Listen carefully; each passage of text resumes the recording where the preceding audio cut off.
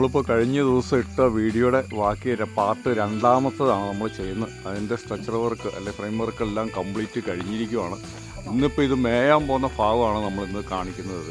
അപ്പോൾ മേയുന്നതിന് മുമ്പായിട്ട് ഇപ്പം അതിൻ്റെ ചെറിയ ചെറിയ ചില്ലറ പണികളൊക്കെ ചെയ്തുകൊണ്ടിരിക്കുകയാണ്.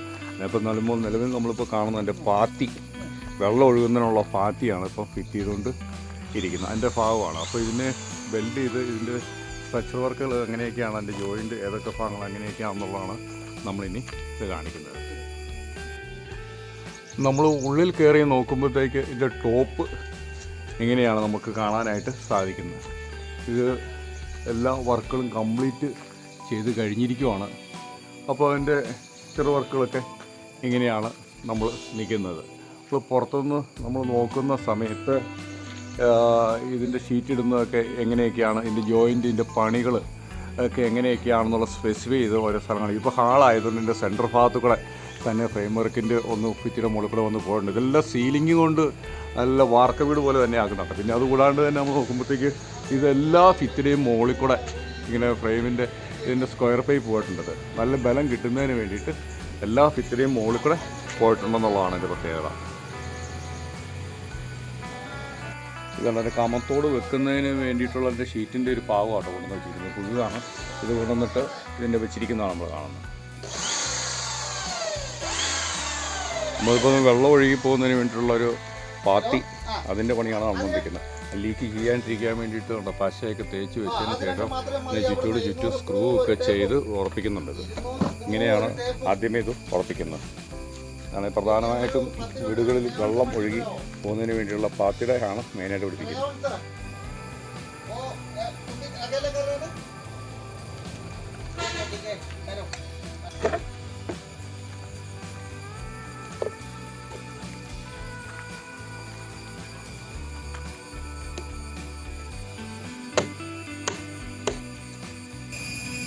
ഇത് നമ്മൾ മെയ്യുന്നതിനുള്ള ഷീറ്റുകൾ വന്ന് ഇരിക്കുന്നതാണ് നമ്മൾ ഈ കാണുന്നത് കേട്ടോ.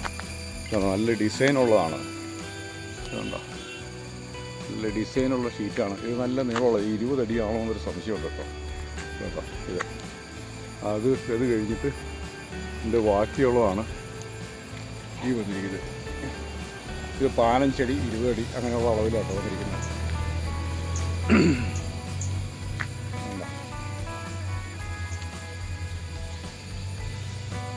ഇത്രയും അടുക്കാണ് വന്നിരിക്കുന്നത്.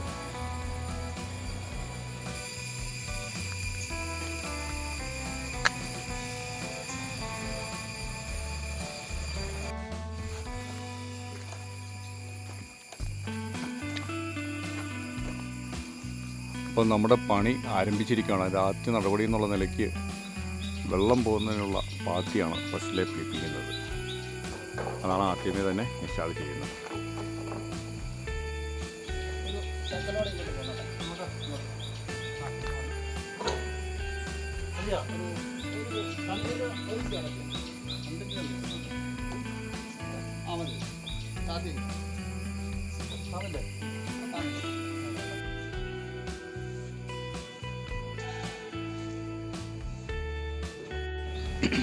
ഇവിടെ നമ്മൾ നോക്കുമ്പോഴത്തേക്ക് കണ്ട ഭിത്തി, അതായത് ഈ ഫ്രെയിം ഭിത്തിയുടെ നല്ല ബലം കിട്ടാനാണ്. കാറ്റൊക്കെ വരുമ്പോൾ പൊക്കിക്കൊണ്ട് പോകാതിരിക്കുന്നതിന് വേണ്ടിയിട്ട് കണ്ട ഭിത്തിക്കകത്തേക്ക് കമ്പി ഡ്രില്ല് ചെയ്ത് കയറ്റിയതിന് ശേഷം ഒരു 3 കട്ടയ്ക്ക് താഴെ ഡ്രില്ല് ചെയ്ത് കയറ്റിയതിന് ശേഷമാണ് ഇതിൻ്റെ ഫ്രെയിം വർക്ക് ചെയ്തിരിക്കുന്നത്. ആ ഭിത്തിയിൽ നിന്നുള്ള എല്ലാ സ്ഥലത്തും തന്നെ ഇതുപോലെ ഭിത്തിക്കുള്ളിലേക്ക് കമ്പി കയറ്റിയിട്ട് അത് വെൽഡ് ചെയ്തിട്ടാണ് എൻ്റെ ഫ്രെയിമുമായിട്ട് ജോയിൻ്റ് കൊടുത്തിരിക്കുന്നത്. അപ്പോൾ ഒരു കാരണവശാലും എന്ത് കാറ്റ് വന്നു കഴിഞ്ഞാലും ഇത് ഉയർത്തിക്കൊണ്ട് പോകത്തില്ല.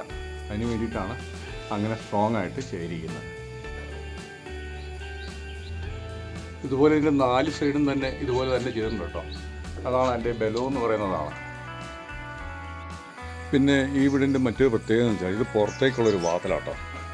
കണ്ടോ, ഈ പുറത്തേക്കുള്ള വാതിലെന്ന് പറഞ്ഞാൽ ഇതിൻ്റെ ഫ്രെയിമും മെറ്റലാണ്, ഇതിൻ്റെ ഡോറും മെറ്റലാണെന്നുള്ളതാണ്. നല്ല ഗേജ് കൂടിയ ഡോറാണിത്. ഒരു കാരണവശാലും ഇടിച്ചോ പൊളിച്ചോ ഒന്നും തുറക്കാൻ പറ്റത്തില്ലാത്ത രീതിയിൽ സ്ട്രോങ് ആയ രീതിയിൽ ഉള്ളൊരു ഡോറാണ്, മെറ്റൽ ഡോറാണ് ഇതിന് ഫിറ്റ് ചെയ്തിരിക്കുന്നുള്ളതാണ് ഇതിൻ്റെ മറ്റൊരു പ്രത്യേകത.